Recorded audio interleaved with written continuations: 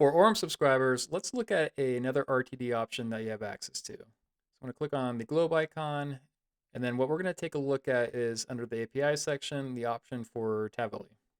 So for Tavily, like the other API options, you're of course going to need an API key. And for the API key, just go to tavily.com, create an account, log in, and they're going to have the API key pretty much front and center for you.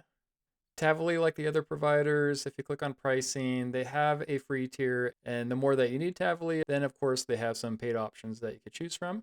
But again, just grab your API key, and then back in Msty Studio, add the API key in here. And what makes Tavily a great option, beyond just the peace of mind that you get with it being more of a generally private option than, let's say, Google, one of the great things about it is if you click on advanced options, you have a lot of the same options that you might see with other providers, even Google, but you could take it a little further. And what I like the most is the search topic and search depth, especially. Because if you click on search depth, there's a couple options. Basic, which is the default, it's just going to provide, high level information, kind of more so generally pull results. Whereas the advanced option is going to narrow it down just a little more, as well as provide more content. So if you want to provide more relevant content to your models so that they could provide a good response based off of that richer, more accurate context, then advanced is a great option. And for search topic, you could go just from a general search to more so looking at news and finance. And I'm going to show a side-by-side comparison of these different options. But just want to highlight these two specifically. You can, of course, limit the domain. You can add a custom search query here if you don't want your model to do it. I always recommend just leave it empty, let your model decide what the query is. And also you could increase or decrease the maximum results and assign a time range if you're looking for more of a time-sensitive query.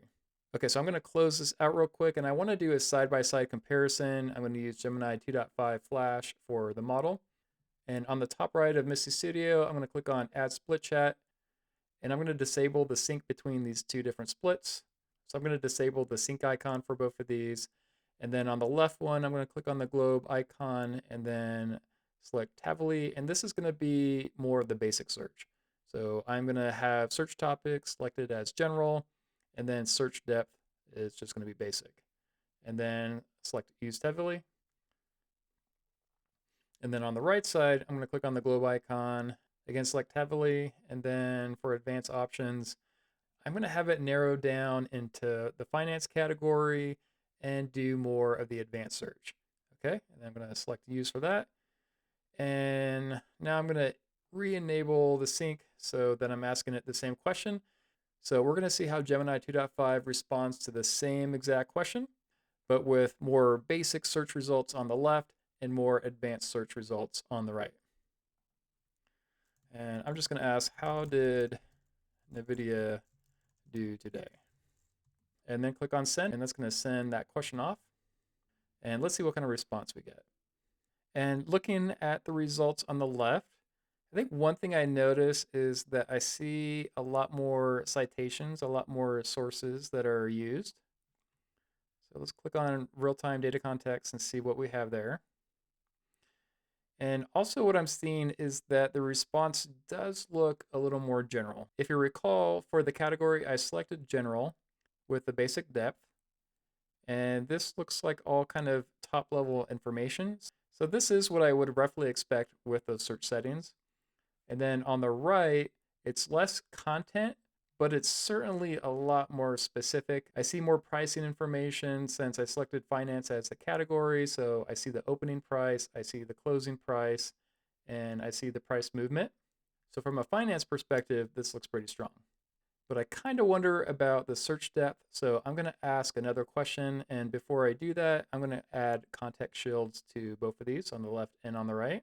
And I'm going to disable the sync again, because what I want to do now is adjust some of these advanced options. And instead of finance, I'm going to click general. So both the left split chat is using general as well as the right. And then let's make the only difference the search depth. So I'm going to keep advanced on the right. And now let's ask another question. How about, what is the history of Seattle? And I'm going to send that out.